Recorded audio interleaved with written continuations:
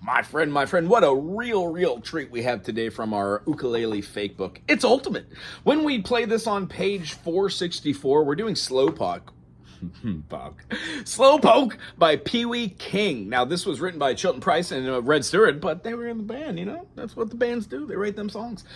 This is in the key of G major for the ook, and true enough, this is the same thing on the recording of circa 1950s, 1951. We have a G major. Our next chord after G major in the diatonic scale is an A minor. We're going to take that, move it up for a B minor. I can just tell you right now, the B minor we play gets rid of that pinky, or that ring finger, regardless of what you're playing there, and plays just a B minor 7. But we also have after the B a C major. We have a D major. Most people play like that. I'd urge you to start playing it like this. Throwing a finger down right on these three and then keeping a little whoop right there. After a D, we have an E minor. A lot of people play it like this. It's gorgeous. I would encourage you to start playing it like this so you can start moving your minors around so it doesn't feel so awkward to keep this open G going on while you play other minor chords, yada yada. And then after that, we have an F sharp diminished, which those of you who are, gotten past your beginning stage of ukulele, you can see that the D7 and the F sharp diminished on a ook are the same thing. It's called a 5 dominant chord, so when we use it, it feels like the passing chord. Along with that, we're going to have an open strum. This is a C6, or referred to in this book as an A minor 7, which is wonderful. Outside of the pocket of the key, we're going to be having an A dominant 7. The aforementioned B minor 7. If you leave just that note on the A right there, that string, G string, 2nd fret for the A note, and bar everything else on the 3rd, you get a A minor 7 flat 5. These are great chords. They can be moved anywhere. Beautiful.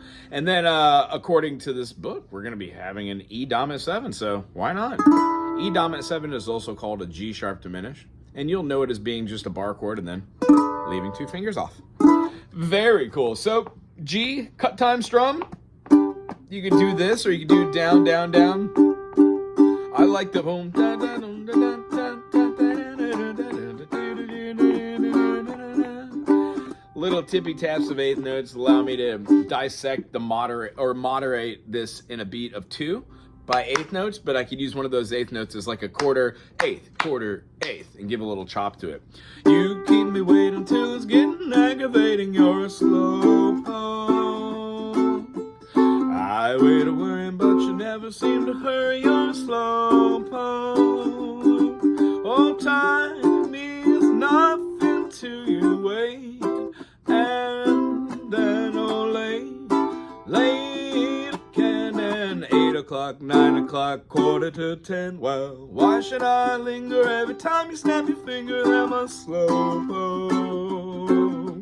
Why can't I hasten when you see the times we're wasting? You're a slow poke. Dear, why should I keep you trying? Change, it's not the thing to do. I guess I'll keep to learn on slow poke like you. Fun. G major, A minor 7 to D7. Hold the D7. Go to the G, but make it a G flat. Keep the open G for tension. And pull into the chord. Fun. Turn it into a G dominant 7 or a G7. Time means nothing to you. I moved up to the C major. And then held the C, everybody knows.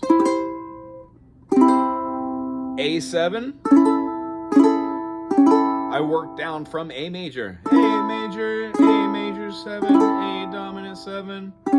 Put the high A in, and then D7.